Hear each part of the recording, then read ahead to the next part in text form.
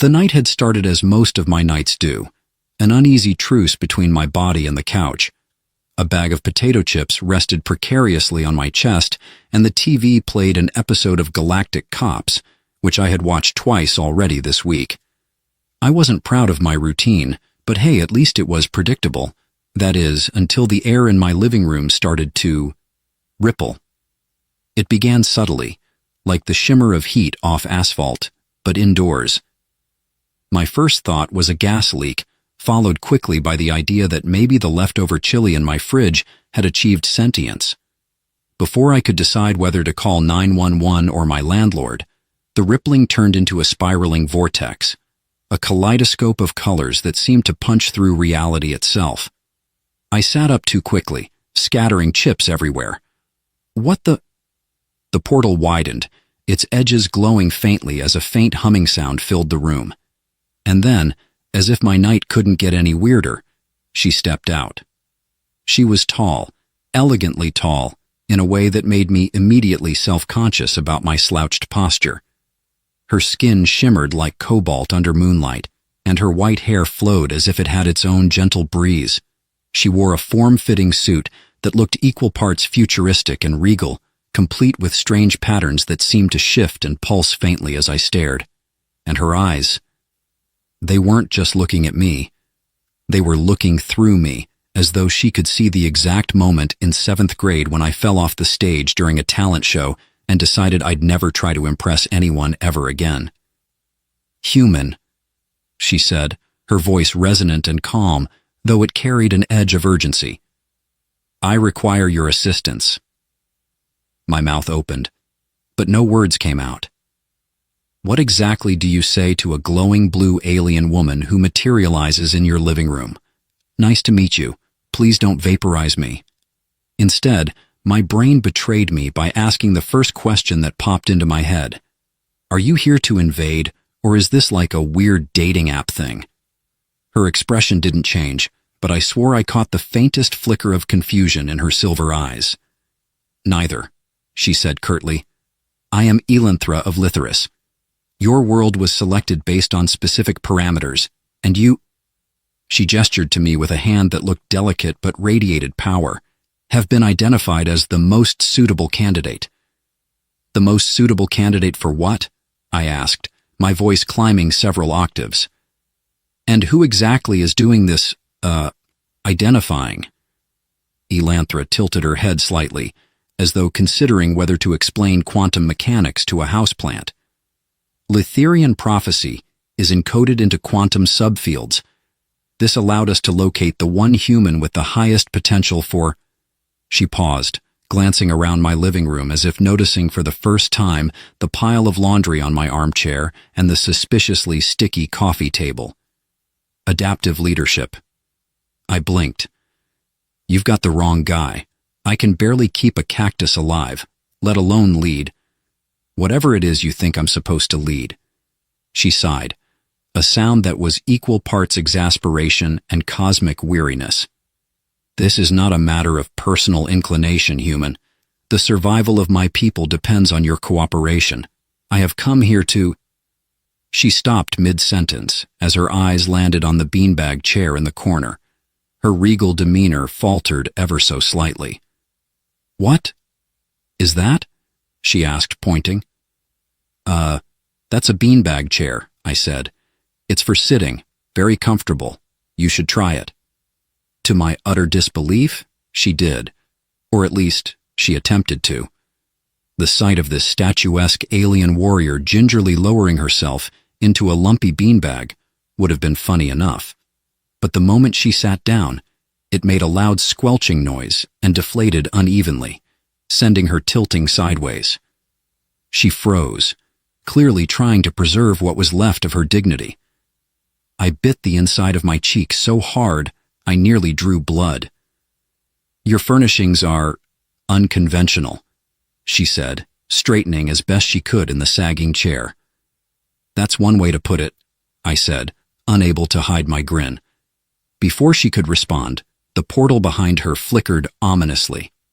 She shot to her feet with a grace that suggested she was more used to leaping from starships than beanbag chairs.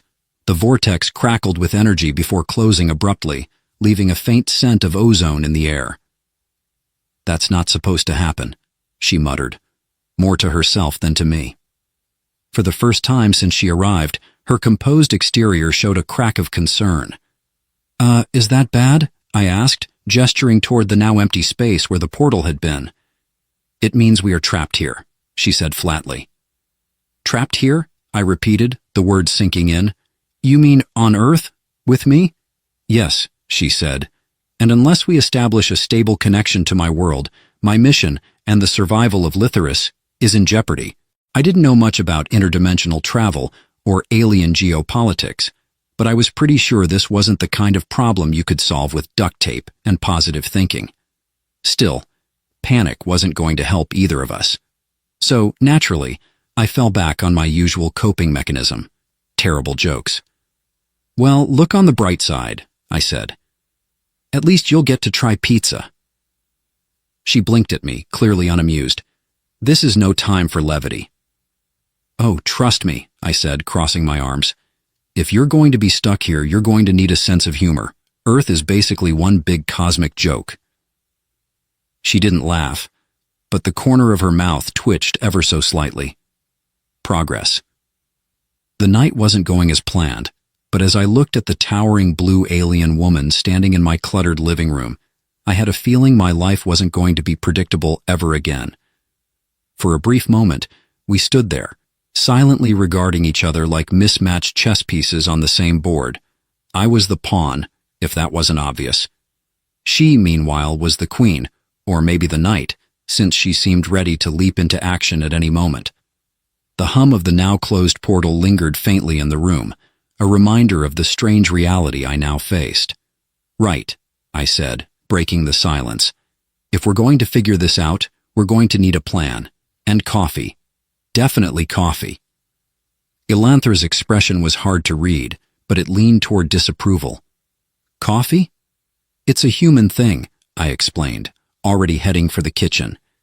"We drink it to wake up, stay alert, or distract ourselves from existential dread. I'm guessing you've got a lot of that last one where you're from." "I do not require human sustenance," she said, following me as though I might spontaneously combust without supervision. "And I assure you, my focus is unwavering." I waved her off. "Sure, but trust me, if we're going to save your planet or whatever, you'll need to embrace Earth's greatest invention: caffeine." In the kitchen, I grabbed the jar of instant coffee and started boiling water. Elanthra surveyed the room, her piercing silver eyes lingering on every mundane appliance, like she was mentally cataloging a museum exhibit titled "Primitive Tools of the Human Age." She pointed at the microwave. "What purpose does this device serve?" "It heats things," I said. "Food, drinks, the occasional slice of pizza you forgot to eat last night. It's like a miniature starship engine for leftovers." She frowned, clearly unimpressed. "I see no evidence of fusion capabilities." I chuckled. "Yeah, well, it runs on electricity, not nuclear physics. Sorry to disappoint." As I stirred the coffee and poured a cup, I realized she'd fixated on the refrigerator next. She placed her hand flat against its door and closed her eyes, as if trying to commune with it. "Okay, that's just a fridge," I said. "It keeps food cold. Unless you're about to tell me it's secretly a trans-dimensional gateway, in which case I'm never eating yogurt again." "No," she said, her voice laced with faint amusement. "It is merely humming. It reminds me of the resonance chambers on Litherian starships." I handed her the cup of coffee. "Well, I can't offer you a starship, but this might help." She eyed the cup suspiciously. "This is your sustenance?" "It's a beverage," I said. "Just try it, and don't drink too fast. It's hot." Elanthra lifted the cup delicately, as though it might explode, and took a cautious sip. Her expression shifted through several phases: shock, confusion, and finally something that might have been reluctant approval. "It is bitter," she said, "and yet oddly compelling." "That's humanity in a nutshell," I said, grinning. bitter and oddly compelling. Her lips twitched in what might have been the Letherian equivalent of a smirk. I felt a strange sense of victory. If I could get an interdimensional warrior to appreciate coffee, maybe I wasn't completely hopeless after all. Once we were back in the living room, she began explaining the situation in greater detail, or at least she tried to. I was doing my best to follow, but phrases like quantum subfield modulation and harmonic resonance matrices were flying past me like hyperactive bees. I raised a hand like a student in a particularly punishing physics class. "Hold up," I said. "Can you maybe dumb it down a bit? Pretend I don't know, a guy who barely passed high school science." She stared at me for a long moment, her silver eyes calculating. "The portal you saw is created by manipulating the fabric of space-time," she began, her tone deliberately slow. "Using technology that resonates with specific quantum frequencies. My people encoded the coordinates of this location based on predictions made by our most advanced computational models." I nodded, pretending I understood more than half of that. "So, basically, you Googled me?" "Google," she repeated, frowning. "Never mind," I said quickly. "Let's focus on the important part. Why me? I'm not exactly leadership material. I once got lost in a revolving door." "You were selected for your potential," she said firmly. "Letherian prophecy indicated that a human with your unique qualities would be instrumental in liberating my people." "And what qualities are those exactly?" I asked, crossing my arms. "Poor posture and an impressive snack drawer?" She ignored my sarcasm. "Humans are unpredictable, adaptable. These traits make you uniquely capable of challenging the Krith Dominion." "The Krith Dominion?" I repeated. "Sounds like a sci-fi villain fan club." Elenthra's expression darkened. "They are conquerors. They enslave worlds, exploiting their resources and destroying cultures. My people lack the means to fight back directly, but with your help, we can train a force of humans to lead the resistance." It sounded insane, and yet, as I looked at her, I could see the weight of her words in the way she held herself, proud but burdened, like someone who'd spent too long carrying the fate of a world on her shoulders. "Okay," I said, taking a deep breath. "Let's say I believe you. How are we supposed to train an army of humans? You realize I don't know anything about fighting, right? I cried during dodgeball." She tilted her head slightly. "Dodgeball? It's a game," I said. "Involves throwing rubber balls at each other, not exactly military-grade tactics." To my surprise, she nodded thoughtfully. "A game focused on evasion and strategy. Perhaps not entirely irrelevant." "Yeah, but the stakes were a little lower," I said. "The worst that could happen was getting hit in the face, which, did happen, a lot." She regarded me with something approaching pity. "You will need training." "No kidding," I muttered. "But first, I have to ask, do you have any idea how to actually get back to your planet? Because that portal looked pretty one way." Her expression hardened. "The Krith Dominion has likely detected the portal's activity. If we cannot stabilize a connection soon, Earth will become their next target." "Oh, great," I said, throwing up my hands. "So not only am I supposed to save your planet, but now I have to worry about mine getting invaded? This just keeps getting better." "You chose to offer your assistance," she said calmly. "I didn't choose anything," I protested. "You literally walked into my house uninvited and told me I was the chosen one." She raised an eyebrow. "Would you prefer I choose someone else?" I opened my mouth to answer, but stopped. As ridiculous as the whole situation was, something about her words, and the desperation hidden beneath her calm exterior, struck a chord. "No," I said finally. "I mean, if I'm really the best shot you've got, I guess I'm in, but I'm going to need more coffee." The rest of the evening was spent brainstorming, or more accurately, her explaining complicated alien technology while I nodded and pretended to understand. We made little progress, but one thing was clear. This wasn't going to be a quick or easy mission. And, for better or worse, I was now part of it. As Elanthra inspected my bookshelf, picking up a dog-eared copy of Hitchhiker's Guide to the Galaxy, I caught myself wondering what I'd gotten myself into. "Well," I said, sinking back onto the couch, "at least we're not dealing with Vogons." She looked up, confused. "What are Vogons?" "Never mind," I said with a grin. "Let's just hope they don't show up." I woke up the next morning to the unmistakable sound of chaos in my living room. For a second, I thought I'd left the TV on, but no, this wasn't the gentle hum of morning news anchors debating coffee brands. This was the sound of something heavy hitting the floor, followed by Elanthra muttering in a language that sounded like a cross between whale song and a dial-up modem having a bad day. When I finally staggered into the room, rubbing the sleep out of my eyes, I was greeted by the sight of a glowing orb hovering mid-air, emitting faint pulses of light. Below it, Elanthra crouched with a device that looked suspiciously like an alien multi-tool, her brows furrowed in concentration. "Morning," I said groggily. "What's, going on here?" She glanced up briefly, her silver eyes sharp as ever. "This is a Letherian training sphere," she said, as though that explained anything. "Cool," I said, leaning against the wall. "Does it make coffee?" Her expression suggested that she was beginning to regret choosing me as her champion.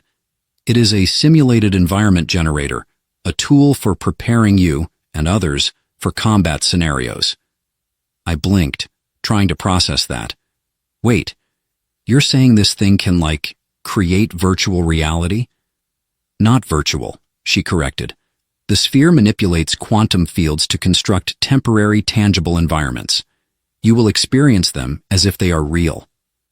"Uh-huh," I said, nodding slowly. "So basically, it's the alien version of a VR headset." Her lips tightened. "If it helps you understand, then yes." I peered closer at the orb, which was now rotating lazily in the air. "Okay, so what kind of scenarios are we talking about here? Please tell me there's a beginner mode." She stood, brushing imaginary dust from her sleek suit. "You will be tested on evasion, adaptability, and strategic thinking. These are qualities my people believe you possess, though." She hesitated, her gaze sweeping over my pajama-clad form. "I have yet to see evidence of them." "Hey," I said, raising a hand defensively. "I'll have you know I'm great at strategy. I once beat the final boss in Galaxy Raiders with nothing but a broken controller and sheer determination." Her blank stare told me she had no idea what I was talking about. "Prepare yourself," she said, tapping the orb with her multi-tool. "The training begins now." The first scenario was not what I expected. One moment, I was standing in my living room, and the next, I was ankle-deep in what felt like mud. The air was thick and humid, and the sky above was a swirling mass of green clouds. I looked down to find my pajamas replaced by a sleek black suit that clung to me like it had been tailored by someone who hated personal space. "What the—" Before I could finish the thought, a low growl echoed through the air. I turned slowly to see a creature emerging from the underbrush, something that looked like a cross between a bear and a porcupine, with glowing red eyes and claws that could probably slice through steel. Elanthra," I called out, backing away. "A little help here?" Her voice crackled in my ear, calm and unbothered. "You must evade the Regorith. Use the environment to your advantage." "Evade?" I yelped, dodging as the creature lunged at me. "I thought we were starting with a tutorial." "This is the tutorial," she said dryly. I barely had time to glare at the sky before the Regorith charged again. This time, I managed to dive out of the way, landing unceremoniously in a patch of alien foliage that smelled faintly of burnt toast. My heart was pounding, and I was pretty sure I hadn't signed up for this. "You can't just throw me into this," I shouted, scrambling to my feet. "I'm not ready." "That is the point," she replied. "In real combat, there is no time to prepare. You must learn to adapt." "Great," I muttered, ducking behind a tree as the Regorith barreled past. "Next time, how about a truss fall or something?" By the time the training scenario ended, I was covered in mud, leaves, and what I hoped wasn't alien drool.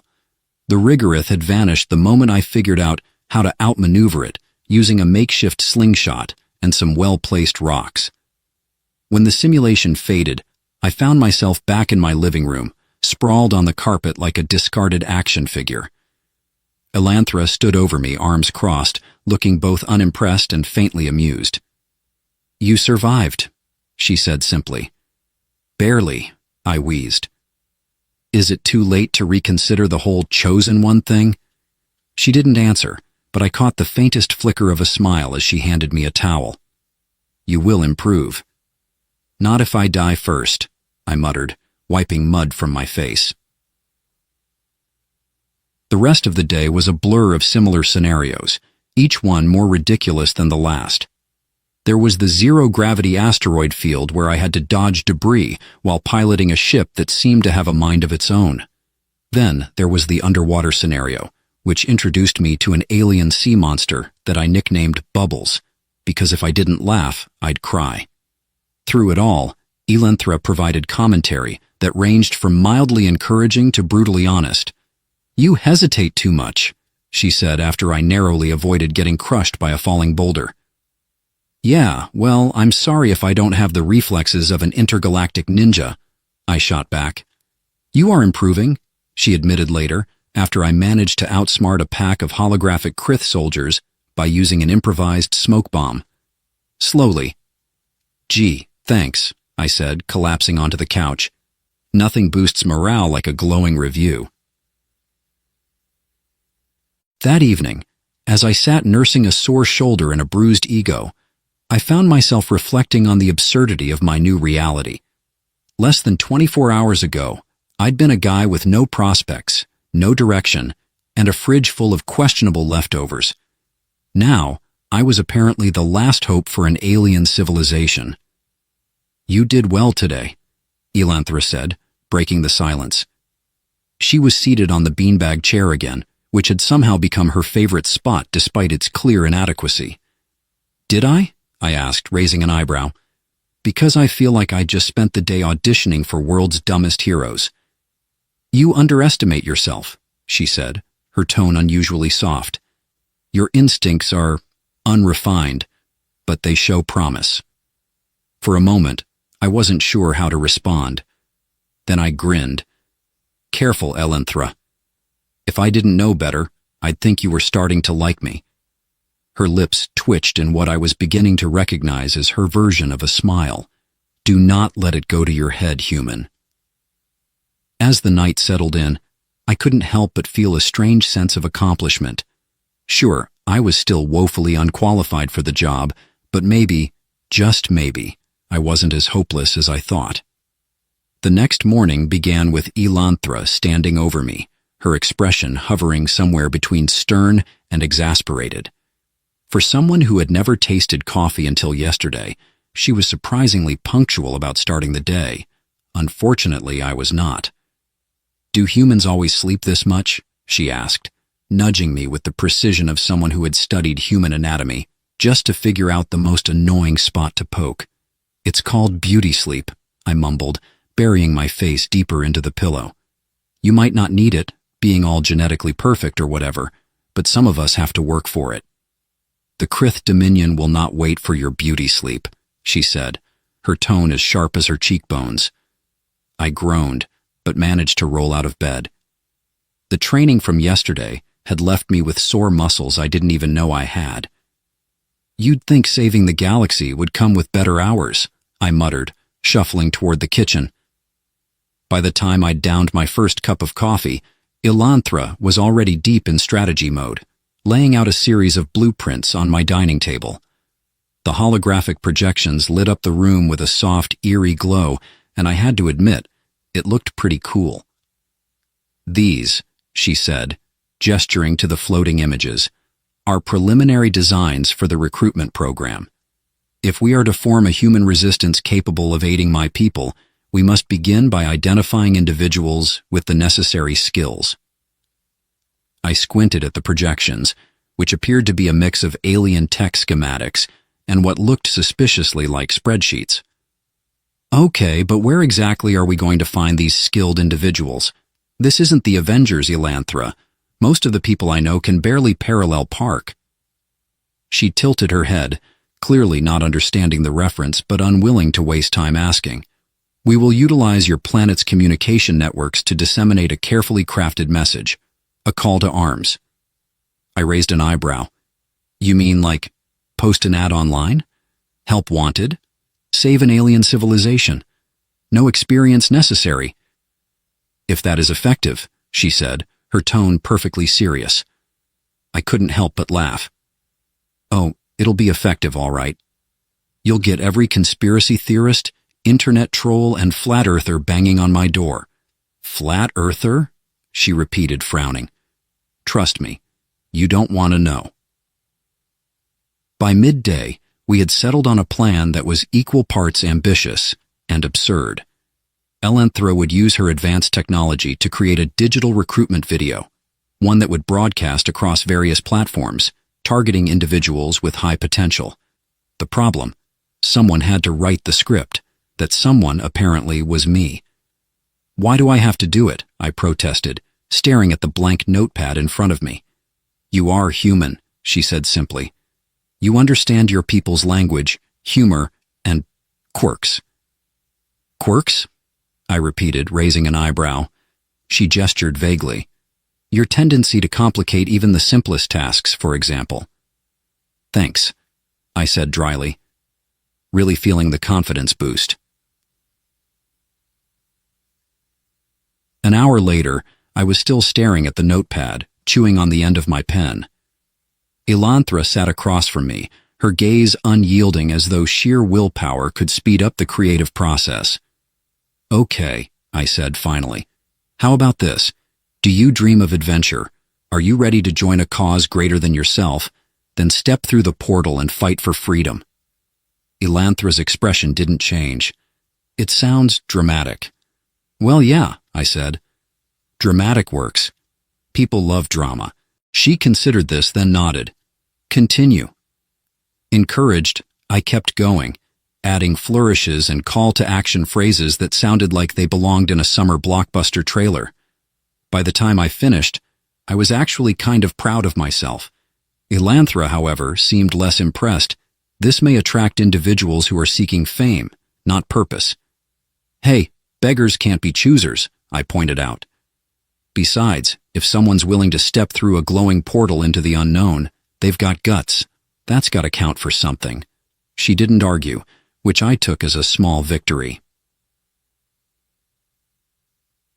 The production process was a bizarre mix of cutting-edge technology and low-budget creativity. Elanthra's holographic projectors rendered stunning visuals of Letheria's landscapes, lush green valleys, towering crystal spires, and skies filled with 3 suns. Meanwhile, I provided the voiceover, trying my best to sound heroic despite the fact that I was still in my sweatpants. Join the fight, I intoned dramatically, as images of alien warriors and gleaming starships filled the air.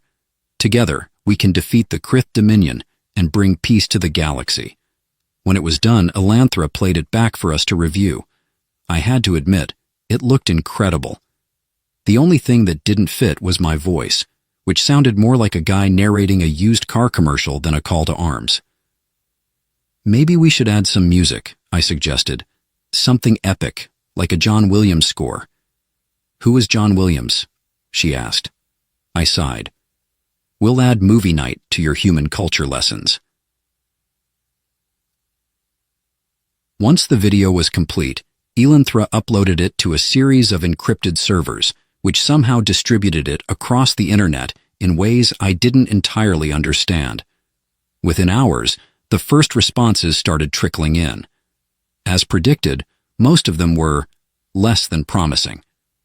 One email simply read, "Is this a joke? Nice CGI though." Another asked if the glowing portal could be rented for birthday parties.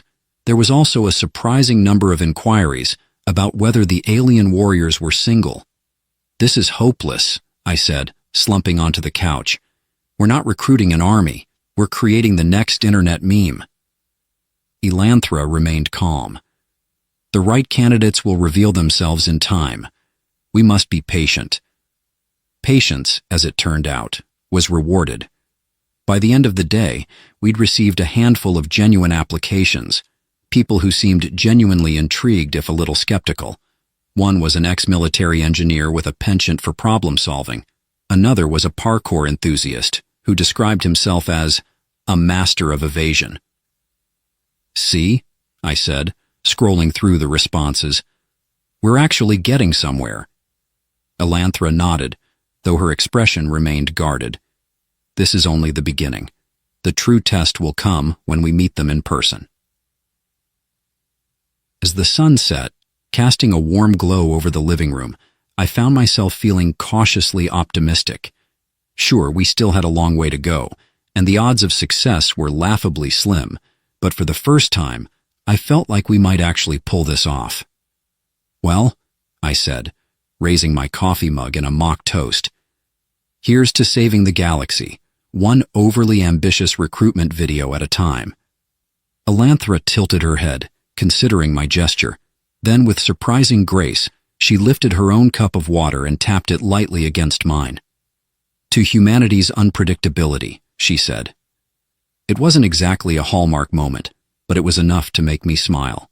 For now, that was enough.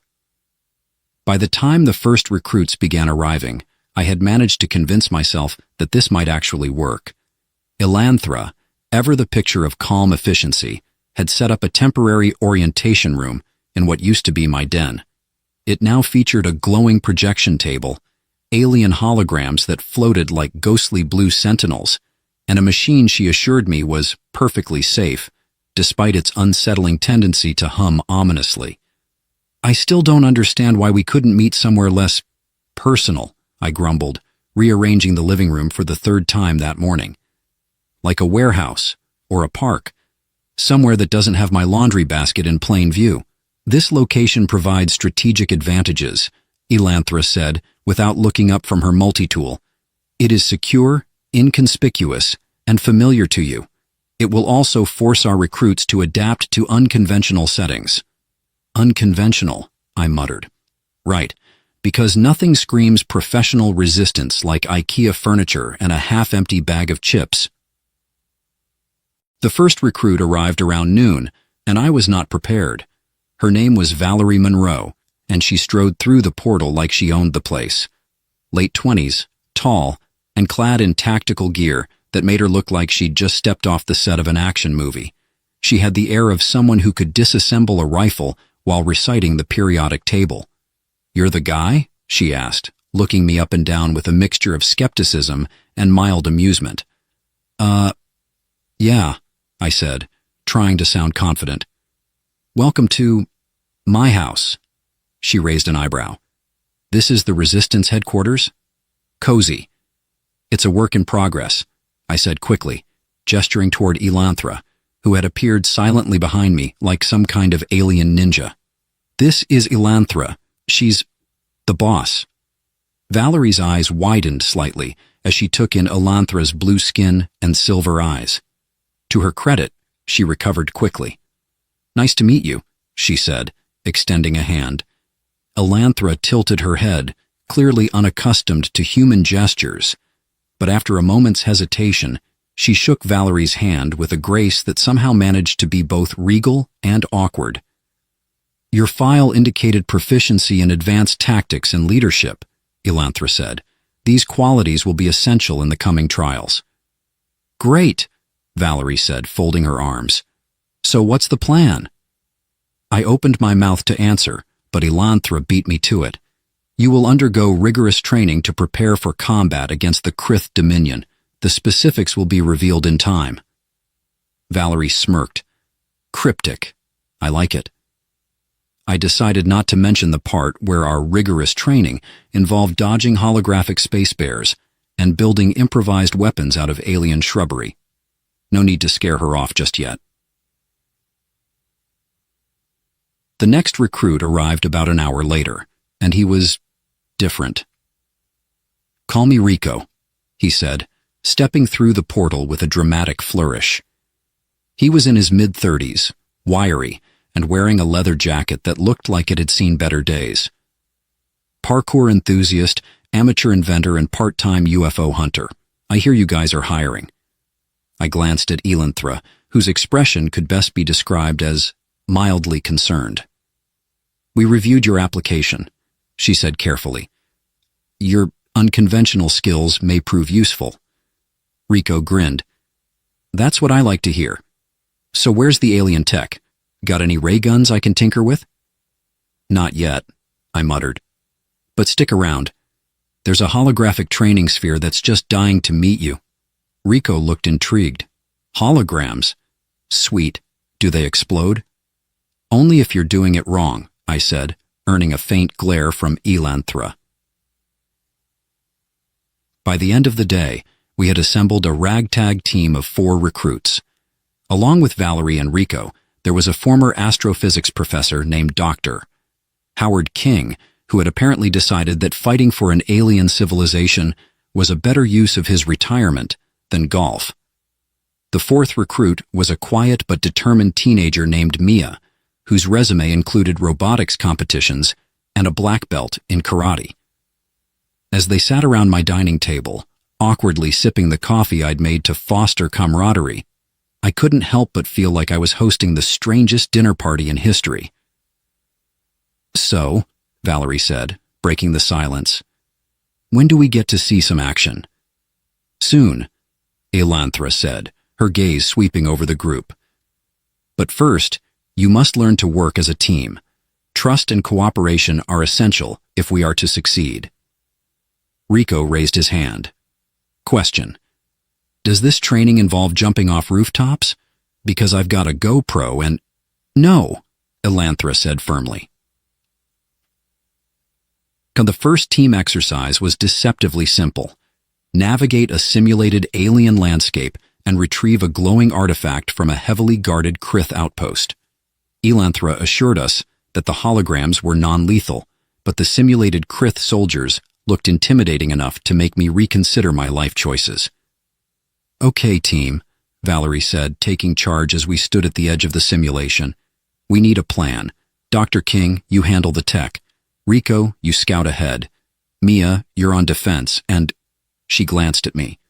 What exactly do you do? Moral support? I offered. She sighed. Stay behind me and try not to get shot. The simulation was pure chaos. Rico's idea of scouting ahead involved sprinting straight into the outpost, whooping like a kid on a sugar high. Mia managed to disable a holographic turret with a well-placed kick, while Dr. King muttered about impossible energy signatures as he hacked into a console. As for me, I spent most of the time dodging laser blasts and wondering why I hadn't just stayed on the couch. Grab the artifact, Valerie shouted, firing her simulated blaster at a Krith soldier. I'm trying, Rico yelled, diving behind a holographic rock. But these guys don't miss. Neither do I, Mia said, taking down another soldier with an impressive roundhouse kick. Eventually, we managed to retrieve the artifact and escape, though not without a few close calls. As the simulation faded and we returned to the real world, I collapsed onto the floor, panting. Well, Rico said, grinning, that was fun. Define fun, I muttered. Elanthra stepped forward, her expression neutral but her tone unmistakably approving. You performed adequately. There is room for improvement, but the foundation is promising. High praise, Valerie said dryly. So what's next? Elanthra's gaze hardened. Next, we prepare for war. The room fell silent, and for the first time, I saw the determination in each recruit's eyes. Despite the chaos, the jokes, and the sheer absurdity of our situation, we were starting to believe. And maybe, just maybe, that was enough to get us through whatever came next. The sound of simulated explosions still echoed in my ears the next morning as I stood in my kitchen, contemplating the universal mystery of why coffee tastes better when you're avoiding certain death. Elanthra had insisted on starting the day with a strategic briefing, which, as far as I could tell, involved her showing us increasingly complex holographic maps of Krith outposts while the rest of us tried not to fall asleep. "This," Elanthra said, pointing to a glowing, pulsating sphere hovering above the table, "is the critical node we must secure. It controls the planetary shield protecting the Krith Dominion's capital city." I sipped my coffee. "Cool. How do we do that?" "We infiltrate their communications array and disrupt their defensive protocols," she said, as if it were the most obvious thing in the world. "Oh yeah," Rico chimed in, balancing his chair precariously on two legs. "Because hacking into an alien supercomputer sounds super easy. Let me grab my USB stick." Elanthra fixed him with a stare so cold it could have frozen the coffee in my mug. "Your sarcasm is noted, Rico. However, your agility may prove useful in bypassing their perimeter defenses." "Agility?" Rico grinned. "You mean my sweet parkour moves?" "If that is what you call them," Elanthra said dryly. And the day's training exercise was, in theory, a simulation of the upcoming mission. In practice, it was chaos. The holographic battlefield was designed to mimic the harsh terrain of Letheria, jagged cliffs, glowing alien flora, and what appeared to be a river of molten something. Elanthra assured us it was perfectly safe, but the heat radiating from the holograms felt unnervingly real. "Okay, team," Valerie said, pulling us into a huddle. "Let's focus. Rico, you scout ahead. Mia, cover our flank. Dr. King, you're on tech support. And you—" She looked at me with a mixture of resignation and pity. "Just don't touch anything." "Solid plan," I said, saluting with mock seriousness. "I'll be the emotional glue that holds this team together." "If by emotional glue you mean dead weight, then sure," Valerie shot back. The simulation started smoothly enough. Rico darted ahead, leaping between holographic boulders with an acrobatic flair that was equal parts impressive and reckless. Mia moved with calculated precision, disabling enemy turrets with her custom-built EMP grenades. Dr. King hacked into a console with a speed that suggested he'd spent a lot of time playing video games in his youth.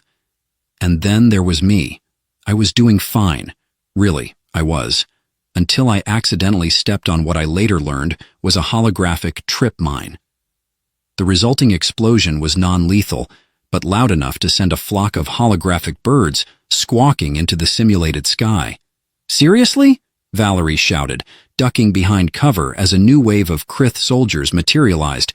"You had one job!" "I panicked," I yelled back, diving behind the same cover.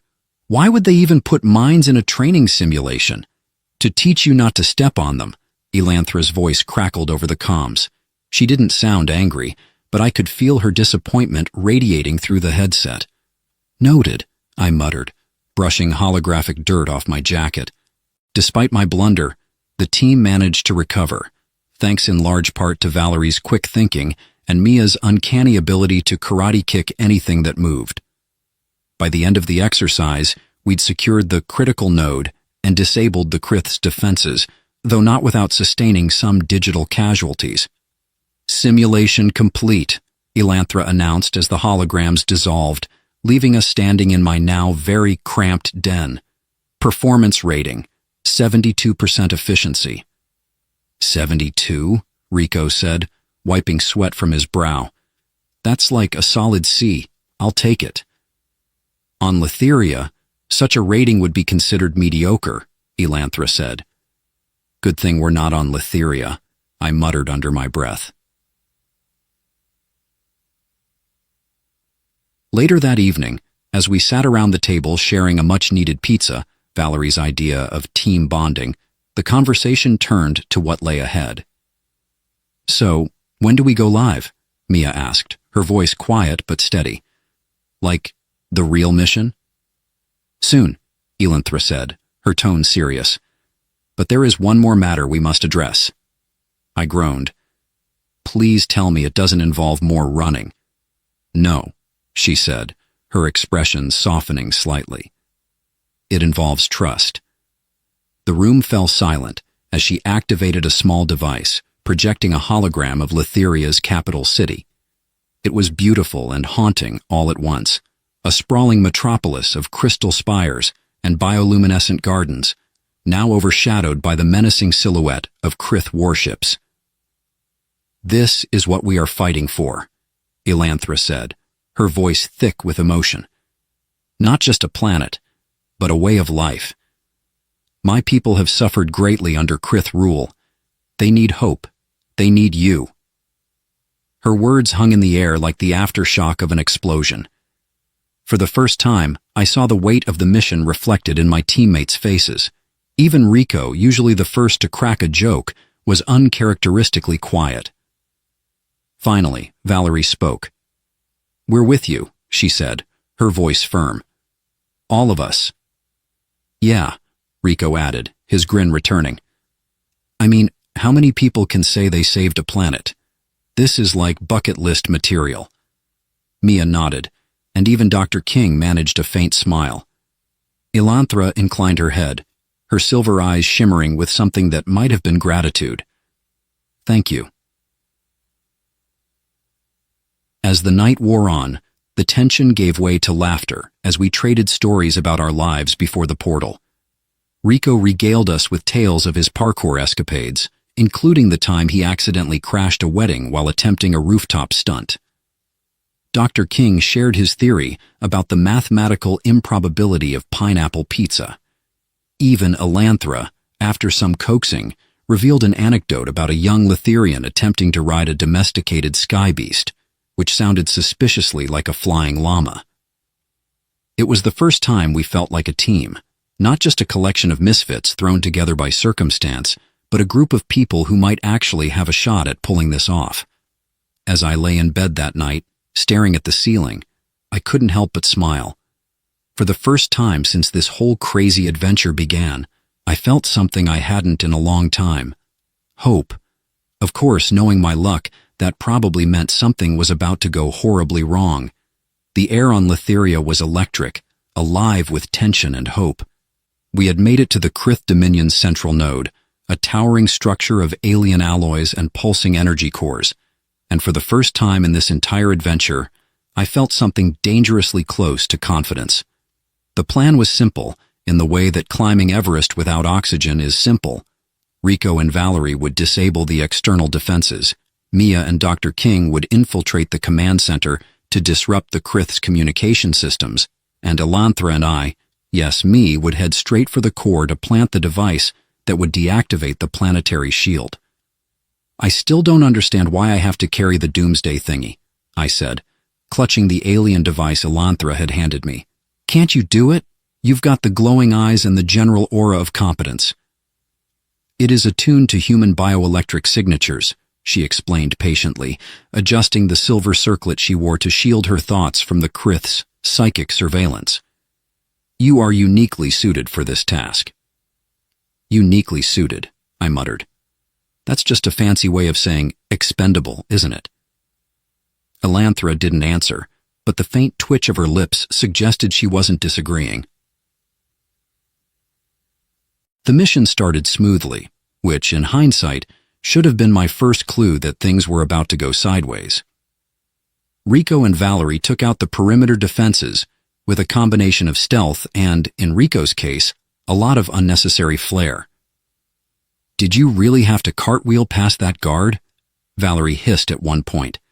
Rico's only response was a wink. Inside the command center, Mia and Dr. King worked like a well-oiled machine, bypassing layers of alien security with a mix of brute force and sheer genius. As for Elanthra and me, we navigated the labyrinthine corridors of the node with surprising ease, her otherworldly instincts guiding us like a GPS from another dimension. "This is going too well," I said as we approached the core chamber. "I mean, don't get me wrong, I'm thrilled we haven't been vaporized yet, but isn't this the part where something horrible happens?" Elanthra arched a graceful brow. "You do realize the universe does not operate on narrative logic, yes?" "I'm just saying," I muttered. Famous last words and all that. The core chamber was breathtaking, in a way that made me wish I weren't holding a device designed to blow it up. Columns of swirling energy spiraled upward, casting an ethereal glow over the alien glyphs etched into the walls. It was beautiful and terrifying, like standing inside the heart of a star. "Place the device here," Elanthra said, indicating a crystalline pedestal at the center of the room. "Once activated, we will have precisely 6 minutes to evacuate." 6 minutes? I said, my voice rising. "Why not 10 or 15? What's with the 6? "The detonation sequence is calibrated to the Krith's energy signature," she said, as if that explained anything. I sighed and stepped forward, my hands trembling slightly as I placed the device on the pedestal. It clicked into place with an unsettling finality. And then, of course, the alarm started blaring. The next 6 minutes were a blur of chaos. Krith soldiers poured into the chamber, their sleek insect-like forms shimmering in the pulsing light of the core. Elanthra fought with a precision that was both graceful and brutal, her energy blades slicing through their ranks like a symphony of destruction. I, on the other hand, spent most of the time dodging laser blasts and yelling things like, "Why is everything always trying to kill me?" Just as it seemed like we were about to be overwhelmed, Rico and Valerie burst into the room, followed closely by Mia and Dr. King. "Did you miss us?" Rico shouted, taking down a Krith soldier with a well-aimed grenade. "Not the time, Rico," Valerie snapped, firing her blaster with deadly accuracy. Together we fought our way back to the portal, the device's countdown ticking ominously in my head. By the time we stumbled through, panting and battered, the entire node erupted in a spectacular explosion of light and energy. The liberation of Letheria was swift and decisive. With the planetary shield down, Elanthra's people launched their long-awaited uprising, driving the Krith from their capital and reclaiming their world. Back on Earth, my living room looked eerily normal, as if it hadn't been the staging ground for an intergalactic resistance. The portal still hummed faintly in the corner, a constant reminder that my life would never be normal again. "Are you sure you want to stay?" I asked Elanthra as she stood by the portal, her silver eyes scanning my cluttered apartment. "For now," she said, her voice softer than I'd ever heard it. "Letheria owes you a debt and I owe you my life, but my place is here, among your people, until the Krith threat is fully neutralized." "Well," I said, trying to sound casual, "you're always welcome. I mean, who else is going to explain all the alien stuff to me?" She smiled, a rare and radiant expression that made me forget for a moment that she was from another world. As the days turned into weeks, life settled into a strange new normal. Our ragtag team of recruits became a family of sorts, bound not just by our mission, but by the shared experience of saving a planet. Mia started teaching self-defense classes for kids in the neighborhood, using her karate skills to inspire the next generation of heroes. Dr. King, much to my surprise, became a YouTube sensation with his series on The Science of the Impossible, which featured occasional cameos from Elanthra, though we made sure to keep the whole alien resistance thing under wraps.